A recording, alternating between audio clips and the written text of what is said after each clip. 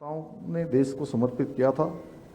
आपातकाल के दौरान उसी संविधान को तार तार करने का प्रयास किया गया।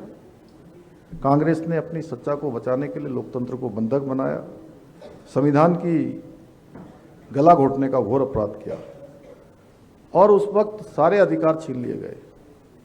अभी बाहर देख रहे थे इंडियन एक्सप्रेस का हम लोग, तो उसमें वो एक बार तो पूरा का पूरा ब्लैंक अखबार, अभी डॉक्टर भसीन जी से मैं चर्चा कर रहा था, चले गए डॉक्टर साहब के, अच्छा उधर बैठे, पूरा का पूरा अखबार ब्लैंक निकाला गया, उनकी बिजली काट दी गई, दफ्तर सील कर दिए गए, प्रेस पर सेंसरशिप लगा दी गई और जो भी उस सरकार के खिलाफ बोलता था उसको जेल में डाल दिया जाता था।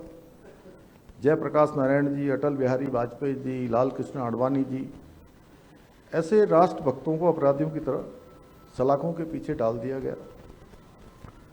देश की जनता को भय और दमन के वातावरण में जीने के लिए मजबूर कर दिया गया। न्यायपालिका को भी बंधक बना लिया गया। तो ये लोकतंत्र की हत्या नहीं थी और क्या था। और कांग्रेस का जो विभत्स चेहरा था वो पूरे देश के सामने आया और एक परिवार के आगे, अहंकार के आगे लोकतंत्र और संविधान, उसकी धज्जियां उड़ा दी गई।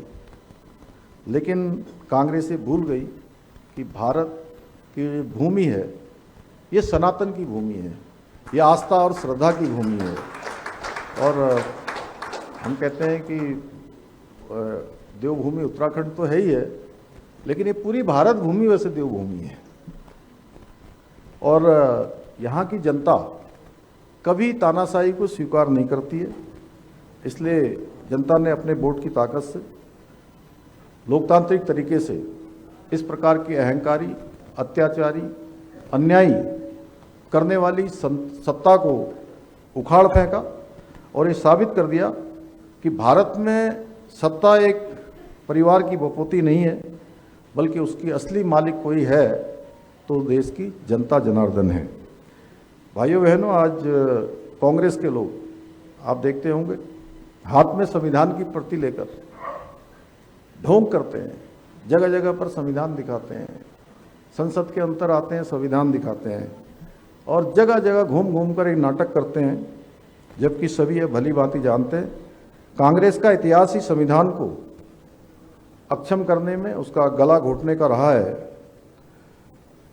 आपातकाल के उस कठिन समय में राष्ट्रीय स्वयंसेवक संघ, भारतीय जनसंघ, अखिल भारतीय विद्यार्थी परिषद जैसे अनेकों राष्ट्रवादी संगठनों ने लोकतंत्र की रक्षा के लिए अभूतपूर्व कार्य किया, जिसके बारे में जितना कहा जाए उतना कम है। और इन संगठनों के हजारों स्वयंसेवकों ने अपनी जान की परवाह नहीं की, भूमिगत रहकर आंदोलन की कमान संभाली।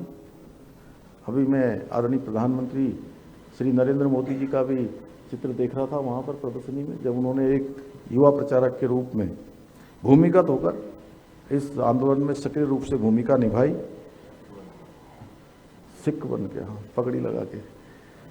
मोदी जी ने गुजरात में नवनिर्माण आंदोलन से लेकर आपातकाल के विरोध तक लोकतंत्र की रक्षा के लिए अपने को पूरी तरह से समर्पित करके सर्वोच्च तरीके से उसमें लगाने का काम किया।